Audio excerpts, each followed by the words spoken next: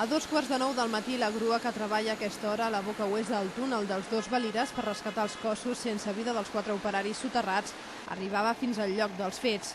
Han fet falta poc més de 3 hores perquè els operaris pertinents empalmessin la base de la grua amb el braç de la mateixa.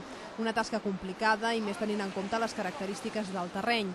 Una vegada finalitzada aquesta acció, els treballadors han hagut d'enganxar finalment la pinça que s'ha incorporat a l'extrem del braç de la grua.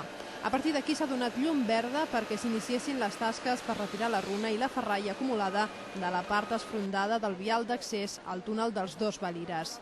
Tots aquests treballs s'han anat realitzant sota la mirada atenta del ministre de Justícia i Interior, Víctor Naudi, que s'ha presentat cap a les 10 del matí.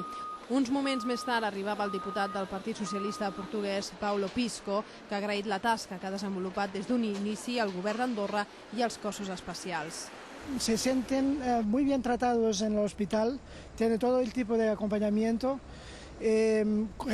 reconocen también que el gobierno ha sido incansable para arreglar todas sus necesidades. Y eso es muy importante en una altura en que la gente, los portugueses heridos están muy fragilizados como sus familias. Els mitjans de comunicació desplaçats fins a la zona dels fets compten ara amb un nou contratemps, i és que operaris que treballen en aquesta zona han col·locat unes valles tapades amb unes mantes verdes per tal de dificultar encara més l'enregistrament d'imatges. Tot i així, els mitjans de comunicació se les han empescat per agafar un altre lloc i no perdre pista de com evolucionen els treballs per treure la ferralla.